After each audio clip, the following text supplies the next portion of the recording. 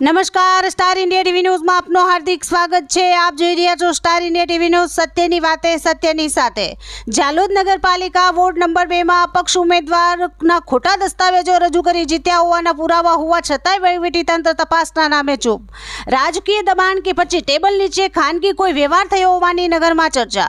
Ward number 2 માં આદિવાસી seat પર અનુસૂચિત આદિજાતિના અપક્ષ ઉમેદવાર તરીકે જીતેલ સ્ત્રી ઉમેદવાર તરીકે ઉમેદવારી નોંધાવી હતી, પરંતુ અહીંયા ચૂંટણી ફોર્મમાં દસ્તાવેજો સાથે ચેડા કરી ચૂંટણી જીત્યા હોવાનો આરોપ લલકાભાઈ ગરાસિયા દ્વારા કરવામાં આવેલ છે। ખોટા દસ્તાવેજો દ્વારા ચૂંટણી પંચને ગેરમાર્ગે દોરી ફોર્મ ભરનાર આવા ઉમેદવારો સામે કાયદેસરની તપાસ કરવા માટે રજૂઆત કરવામાં આવેલ છે।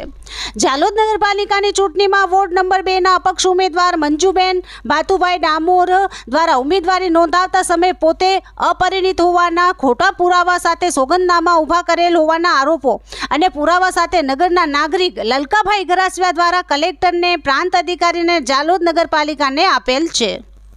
ચૂંટણી જીતેલ અપક્ષ ઉમેદવાર મંજુબેન ડામોર પરિણીત છે અને તેમના લગ્ન અબ્દુલ વહાબ અબ્દુલ રહીમ મતદાર સાથે થયેલ છે અને તેઓના પરિણીત વ્યક્તિ સાથે આધાર કાર્ડ, રેશન કાર્ડ અને પાન કાર્ડમાં પતિ સાથેના દસ્તાવેજો બનેલ છે અને તેઓના પતિ પત્નીના સંબંધ થકી એક બાળક પણ છે। તે હકીકત પણ છુપાવવામાં આવેલ છે। તેમના પતિ સાથેના બનેલ પાન કાર્ડમાં પિતાનું નામ પણ અલગ બતાવેલ છે। તેથી ઉમેદવાર દ્વારા ચૂંટણી અંગે જે ફોર્મ ભરેલ હતા તેમાં તેઓને પોતાની સાચી હકીકત छिपाવી હોવાના આરોપ દસ્તાવેજી પુરાવા સાથે કરવામાં આવેલ છે। આમ સરકાર સાથે એક જ વ્યક્તિ દ્વારા ખોટા સોગંદનામા કરી સરકારને ગેરમાર્ગે દોરી ચૂંટણી જીતેલ છે। આ દસ્તાવેજો જોતા એવું માલુમ પડેલ છે કે બે દસ્તાવેજોમાં આ મહિલા ઉમેદવારના નામ અલગ અલગ છે। આ અપક્ષ મહિલા ઉમેદવાર મંજુબેન ભાતુભાઈ ડામોર અને મુમતાજ અબ્દુલ વહાબ મતદાર છે। પતિ સાથે રહેતા હોવા છતાંય તેઓએ પોતાના પતિની મિલકત પણ છુપાયેલ હોવાના ગંભીર આરોપ લલકાભાઈ ગરાસિયા દ્વારા કરવામાં આવેલ છે। આ ઉમેદવાર વિરુદ્ધ સરકાર દ્વારા કાયદાને અધીન પગલાં લઈ આ જીતેલ ઉમેદવારને ગેરલાયક ઠેરવવા માટેની લેખિત રજૂઆત કરાયેલ છે।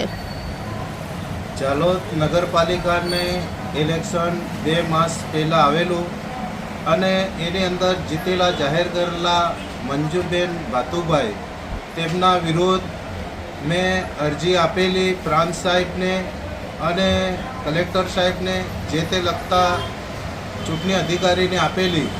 આજ દિવસ સુધી મને કોઈ જવાબ મળેલ નથી।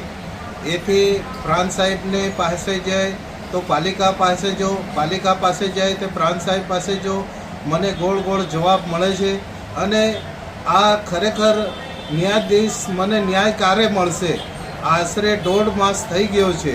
મંજુબેનના ખોટા ડોક્યુમેન્ટ આપેલા છે, એના મેં પ્રાંત સાહેબને આખા પુરાવા આપ્યા છે, છતાંય બી મને કોઈ આનો જવાબ મળતો નથી અને મારે અત્યારે હું આના એનીમાં દોડધામ કરું છું, છતાંય બી અમને કોઈ જવાબ મળતો નથી। ના છૂટકે મારે ઉપલા દ્વાર પણ ખખડાવવા પડશે અને મને વહેલી તકે જવાબ મળે એથી બહુ સારું છે। મારું નામ ગરાસિયા લલકાભાઈ ધનાભાઈ। હા, આની અંદર રાજકીય દબાણ છે કે કોઈ વહીવટ ખાયકી થયેલી છે કે શું છે એનું મને ટેન્શન છે અને ખરેખર આનીમાં કોઈનું રાજકીય દબાણ હોય તો ન્યાયાધીશ તો ન્યાય સાચો મળવો જોઈએ મને।